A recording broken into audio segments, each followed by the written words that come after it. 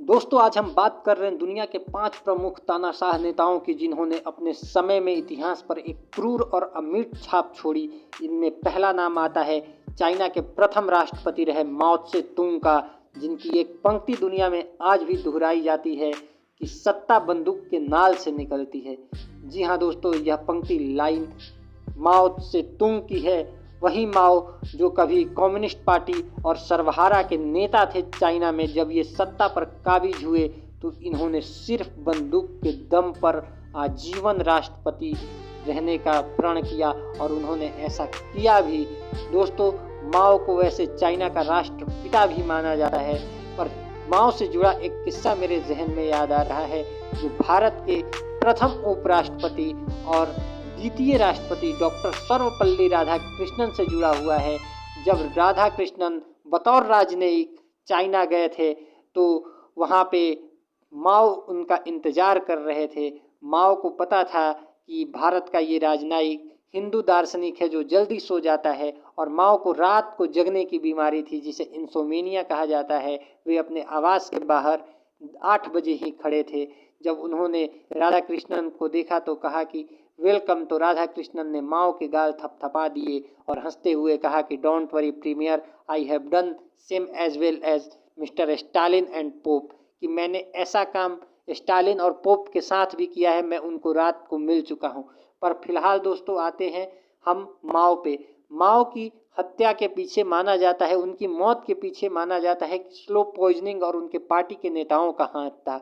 इसके बाद दुनिया के सबसे खतरनाक तानाशाह और जबरदस्त शासक स्टालिन का नाम आता है। कोई इन्हें लोकतंत्र का हत्यारा कहता है तो कोई रशिया का हीरो।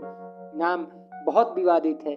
स्टालिन, जोसेफ स्टालिन, जो लेनिन के सहायक रहे थे कभी रशिया की क्रांति में, जिन्होंने दुनिया के मजदूरों एक हो का नारा दिया था।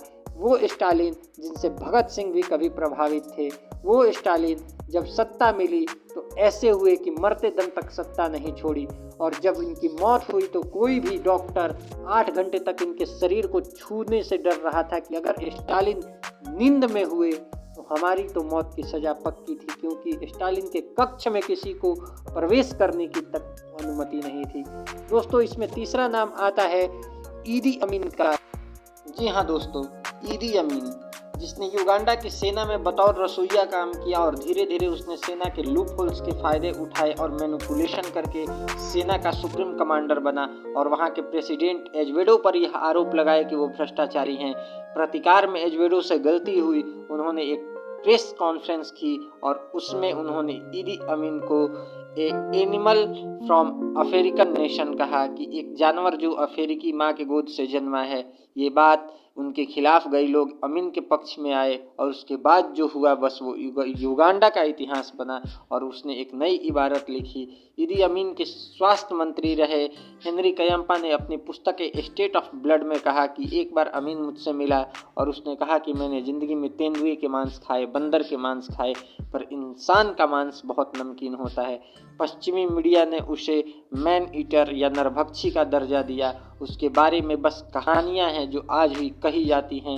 उसकी मौत कैंसर की वजह से हुई। हाँ दोस्तों, इसी क्रम में हमारा अगला नाम आता है बेनिटो मुसोलिनी।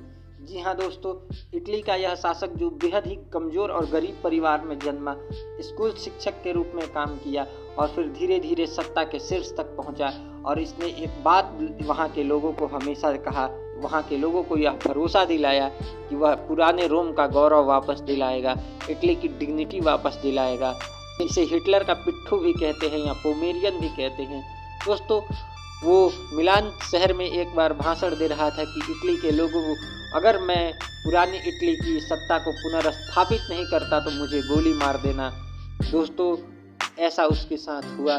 लोगों ने उसके और उसके 18 साथियों को गोली मारी। कहा जाता है कि मुसोलिनी के सर में 5 गोली लगी थी और उसकी गर्लफ्रेंड क्लाराटा को भी मार दिया गया लोगों के द्वारा, और उसके 100 के साथ लोगों ने जम के फुटबॉल खेली। ऐसा इतिहास में दर्ज है। और इसकी मौत ने हिटलर को हिला के रख दिया था। उसने हिटलर दोस्तों एक ऐसा व्यक्ति जिसका नाम जब भी तानाशाही का नाम आता है तो सबसे ऊपर लिया जाता है। जी हाँ दोस्तों, एक ऐसा व्यक्ति जिसमें एक खासियत थी, वो भी नेपोलियन, अलेक्जेंडर और हिटलर, ये तीनों बिल्लियों से डरते थे। ऐसा कहा जाता है कि एडोल्फ का मतलब एक शानदार भेड़िया होता है। कुछ किस्से इसके बारे में हैं जो यूरोप में कहे जाते हैं कि इसकी माँ इसे अबॉर्ट कराना चाहती थी। एक किस्सा है कि जब यह पानी में डूब रहा था तो इसे एक पादरी ने बचाई, जिसे दुनिया की सबसे क्रूर दया कही जाती है, या सबसे बाय मिस्टेक एक जिसे मर्सी कहते हैं वो कही जाती है। इसके बारे में एक किस्सा है कि प्रथम विश्व युद्ध में जब यह जर्मनी की ओर से एक सैनिक के तौर पर लड़ रहा था तो अमेरिकी सैनिकों ने इसकी जान बचाई थी। और दोस्तों, हिटलर के बारे में कहा जाता है कि वह शाकाहारी था, उसने ज़िंदगी में कभी निकोटीन या सिगरेट नहीं पी। उसके बारे में यह तथ्य है कि वह अपने आप को आर्यंस मानता था और यहूदियों को इस बात के लिए जिम्मेदार मानता था कि उन्होंने उसके देश की संपत्ति का दोहन किया। टाइम मैगजीन ने उसे ईयर ऑफ पर्सन 1936 से नवाजा। नोबेल पीस कमेटी ने उसका नाम नोबेल पुरस्कार में शांति के क्षेत्र में नामित किया 1937 में। दोस्तों, किस्सा बहुत अलग है, अजीब है पर सच है। कुछ किस्से ऐसे हैं जो उसके हॉलोकास्ट की गवाही देते हैं कि उसने यहूदियों को बंद करके गैस चेंबर में मरवाए ताकि वह फिर से अब ना जन्म ले सके या दुनिया में ना रह सके, क्योंकि वो आर्यंस के पीछे यहूदियों का मानता था। उसकी वजह से उस वक्त के मशहूर साइंटिस्ट एल्बर्ट आइंस्टीन और कॉमेडियन चार्ली चैपलिन को वहाँ से भागना पड़ा या जर्मनी छोड़नी पड़ी। दोस्तों, इस व्यक्ति के बारे में किस्सा बहुत है। इतिहास, मजाक और किस्सा इस व्यक्ति के बारे में पता नहीं चलता कि कौन सा तथ्य क्या है। तो दोस्तों, एक बात साफ है, सभी व्यक्तियों की एक खास आदत है। इन्होंने गरिमा और इतिहास की स्थापना के लिए सत्ता हथियाई, सत्ता पे काबिज हुए तो इन्होंने कभी सत्ता नहीं छोड़ी और ये सभी सामान्य परिवार से आते थे। और दोस्तों, इन सभी की एक बात है कि इन्होंने जिंदगी में जिस तरह नियमों को तोड़ा और लोगों का नरसंहार किया, जब इन्हें मौत मिली तो वो काफ़ी भयानक थी। किसी ने खुद को गोली मारी तो किसी को लोगों ने कोई स्लो पॉइजनिंग का शिकार हुआ। दोस्तों, और कोई जब मरता रहा तो लोगों ने उसके लिए डॉक्टर नहीं बुलाई। दोस्तों, मैंने जो आपको ये किस्से बताए, ये कहानी बताई, ये इतिहास है, सच है। ऐसे और वीडियो देखने के लिए please visit our channel. Thank you.